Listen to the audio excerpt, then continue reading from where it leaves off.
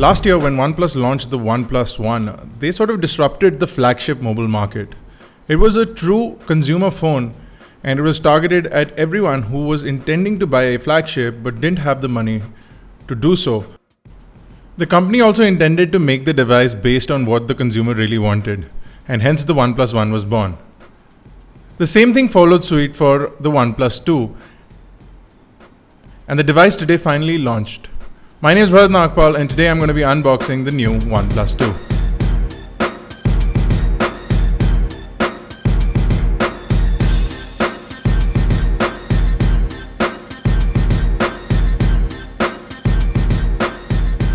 So we have new style packaging for the OnePlus 2. It's almost identical to how Xiaomi packages their devices. So it's actually a slimmer box than what we saw with the OnePlus One.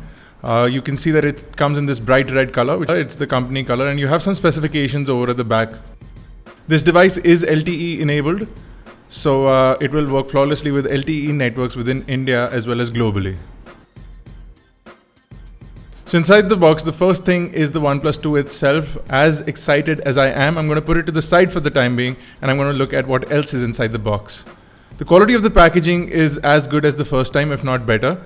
You can see this really nicely kept quick start guide along with some basic user instructions. Well printed, nice quality paper. Also inside the box, you have this USB Type-C cable. So in the first generation of the OnePlus, which was called the OnePlus One, you got a flat style micro USB charging cable. This time around you have a USB Type-C cable, which is again a flat style cable. You also have the OnePlus charger, which is going to help you charge your device up. So it's a fast charger, it's going to quickly charge up your device. We're going to be testing the capabilities of that. Now this is the device, the OnePlus 2, that everyone has been waiting for. Now it's been leaked and it's been talked about for quite some time, and that is what it looks like. So the frame of the OnePlus 2 is a new style of magnesium aluminum alloy, and all the accents that you see on the device are stainless steel. Everything else on the device is plastic or glass. So the build quality is far more superior than the first gen OnePlus One. The OnePlus 2 takes it a notch higher. The back covers are removable and easily replaced with 4 different types of other colors that are available in different materials. You also have dual SIM card slots, so dual nano SIM cards can go into the OnePlus 2. Let's take a closer look at the exterior of the device. So over in the front, you have a 5 megapixel front facing camera along with some sensors and an earpiece. Below that, you have the 5.5 inch 1920 by 1080p display. This is an in-cell display with 401 pixel per inch pixel density. You also get Corning Gorilla Glass. Below that, you have 3 buttons. One is a fingerprint scanner, which is in the center, and then you have 2 buttons on either side, which are soft touch buttons, which can be customized for usage. At the bottom of the device, you have the USB Type-C port and a speaker along with microphones. So over at the top, you have a 3.5mm headphone jack along with a noise cancelling microphone. Over at the right is where the volume rockers and the power button is. And over at the left is a notification switching switch. So it'll allow you to go from a silent mode to a loud mode, which you can customize in the settings. So on the back is a 13 megapixel camera with a 1.3 micron pixel size, an f2 aperture, 4K video recording capabilities, and optical image stabilization. They've also added laser autofocus, same as the one seen in the LG G3 and the LG G4. The back panel is removable and can be replaced using 4 other options that are available to purchase. They're called swap covers. Traditionally, the 64GB variant will come with the same sandstone finish that was loved by everyone last year. But for those who don't like this finish, they can swap out the cover with a new one. Let's go ahead and turn on the device. And while the device is turning on, let's quickly talk about some specifications. The device runs on a brand new Qualcomm Snapdragon 810 chipset. Now this is a newer chipset than what has been seen in other flagships and is a 64-bit chipset. You have 1.8 GHz on octa cores and the Adreno 430 GPU. You also get 4GB or 3GB options of LPDDR4 RAM. You'll get 3GB on the 16GB variant. You have 2 size variants as well, like mentioned, a 16GB and a 64GB. Now when you turn on the device for the first time, it'll allow you to customize it as per your requirements. So you can turn on some gestures like double tap to wake, drawing a circle to open the camera, or drawing a V to toggle the flashlight. You can also control your music from the lock screen. You can also choose what type of keyboard you'd like from the get-go. I prefer the Google keyboard. And you also have this new feature called Shelf, which you can pull from the left of the main home screen, and it sort of populates with your usage over time. So that's the user interface. It's more or less a stock Android, and you can pull out from the left and you'll see that you have some frequently used contacts as well as frequently used apps that appear on the shelf.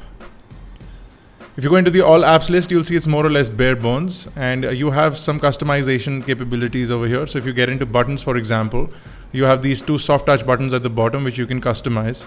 So if the right button when you start the device for the first time is the multitasking button, you can swap it to convert it into the back button. So it's easily switchable, and then you can also sync up your fingerprint to use your fingerprint to unlock the device or to secure it further.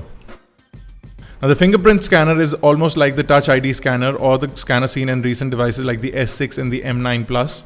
So you just place your finger on the scanner a bunch of times and it will recognize or you'll read your finger as a print, and then you can just tap your finger on the scanner to unlock the device once you set a more secure lock.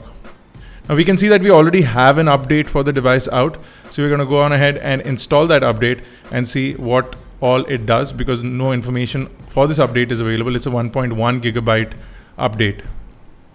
Now, like mentioned, you can double tap on the screen to wake up the device, and then you can pull from the left to go directly into the phone to make phone calls, and with the same thing you can customize the home button to double tap and lock the device.